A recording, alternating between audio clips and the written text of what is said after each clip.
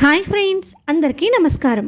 దేవుడి మీద ఉన్న చిన్న భక్తి కూడా ఎంత గొప్ప రక్షణగా ఇస్తుందో ఈ నిజ సంఘటన మీకు చెబుతుంది. ఈ కథలో భక్తుడి నమస్కారం ఎలా కవచంలా మారిందో ఇప్పుడు వినండి. ఒక భక్తుడు ప్రతి ఉదయం పనికి వెళ్లే ముందు తిరుమల స్వామివారైన వెంకటేశ్వర స్వామికి నమస్కారం చేసి బయలుదేరేవాడు. ఒకరోజు అతడు త్వరపడి వెలుపలికి వెళ్ళి నమస్కారం చేయడం మర్చిపోయాడు. కానీ బయటికి అడుగు పెట్టబోతున్నప్పుడు లోపలికి మళ్ళీ తిరిగి వచ్చి, అయ్యో స్వామి, నిన్ను నమస్కారం చేయడం మర్చిపోయాను, క్షమించు తండ్రి అని వినయంగా నమస్కారం చేసి బయటికి వెళ్ళాడు. ఆ రోజు రోడ్డు మీద అతడు వెళ్ళిన వెంటనే పెద్ద ప్రమాదం జరిగింది. అతను ఒక్క నిమిషం ముందు అక్కడ ఉంటే పెద్ద ప్రమాదంలో పడిపోయేవాడని అందరూ అన్నారు. అప్పుడు అతను గ్రహించాడు, నా నమస్కారం స్వామి కవచంలా నన్ను కాపాడింది అని.